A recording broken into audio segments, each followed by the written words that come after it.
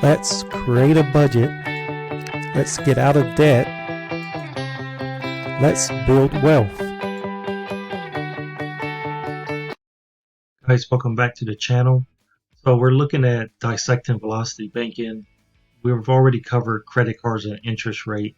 So in this video, we're going to cover the length of a loan. So if a loan was 15 years versus 30 years or 5 years versus 10 years, what effect does that have on velocity banking?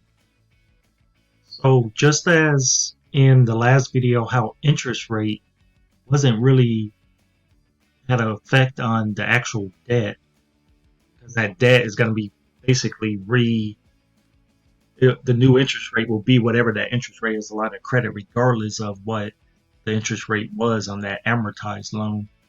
Looking at time or length of a loan, the line of credit, so amortized loans, there's usually a certain amount, a certain period that you have, and that determines how much that principal and interest payment is going to be. The principal and interest payment won't change, it's a set amount. But with the line of credit, we don't really worry about a time frame, as all of that's due is the interest only. And if you're using this method for velocity banking, you're sticking all the cash flow in there, so time doesn't matter. That time is basically just determined by your cash flow, or how much you're parking in that line of credit. So let's look at an example on this. So for this example, we're going to use just a card, $18,000. We have 5 years, and we have a 7-year loan. The amount is the same, interest rate will be the same, it'll just be the length of time. So we know that if we chunk this debt onto velocity banking, onto a simple interest loan, the length of the actual amortized debt won't really matter. So what we're comparing is, if you were just to look at an amortized schedule and see how much interest you would pay over the life of these loans, what difference would it be in velocity banking if you chunk? So looking at the first one, we have 5 years, $18,000. Minimum payment is going to be $339.68. If we were to pay this payment all the way down for 60 months, it'll be paid off month 60, and you would have paid a total of $2,380.95 in interest.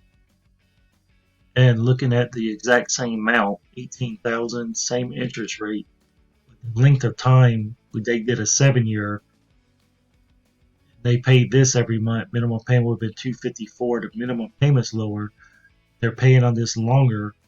That they took this all the way down to month 84, 7 years. They would have paid a total of $3,370.48 in interest.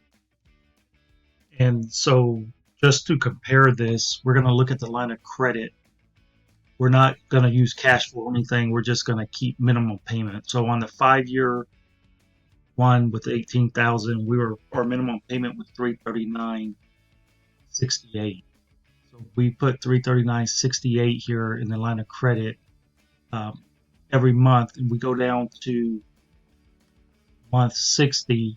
We make that last payment in month 60. We would have paid a total interest of $2,291.17. So again, kind of the same thing. It's still paid off in month 60. Either way you do it, this is not including cash flow or anything extra. It's just a straight comparison payment only. We'll pay a total of $2,291.17. And if we look at the 7-year, the minimum payment was $254.41. So if we pay $254.41 and we jump down to month 84, we'll make that last payment.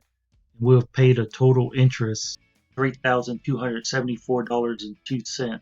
So again, it's paid off in the same month, but the interest paid in this is $3,274.02.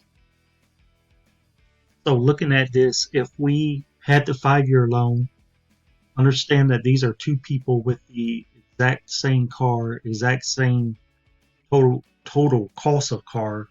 The only difference is the length of time that they're paying on this loan. Same interest rate, same amount, same everything's the same except for the length of time. So on a 5-year, if you were to pay that total, you would pay $2,380.95 in interest. And then if you chunk that on using Velocity Banking, you would pay $2,291.17 in interest. That's a difference of $89.78 that you save.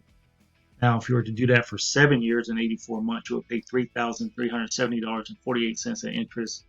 Velocity Banking, $3,274.02. That's $96.46. Understand that this is, we weren't sticking our line of credit. It was just a straight comparison.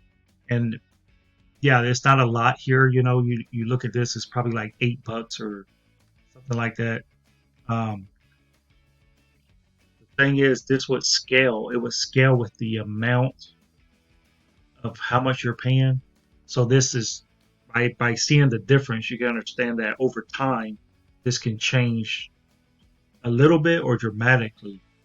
So really, the as far as the length of time is concerned, it really depends on it to see how much you would save on Velocity Banking. So if you think about this, if you're going to use Velocity Banking, the length of time on a loan, it wouldn't really matter what you chose. So if you're going to choose a vehicle, they're going to give you multiple options on how long, or any loan place is going to ask you what you want your minimum payment to be, because in their mind they're thinking no matter what the price is, they're going to get more the longer they stretch it out. So length of loan in Velocity Banking doesn't play a huge role, but to be able to understand that difference could help you make your decision on whether or not to use Velocity Banking. So guys, I hope you found value in this video. If you did, I would appreciate a thumbs up. Don't forget to subscribe and hit that notification bell, and we'll see you in the next video.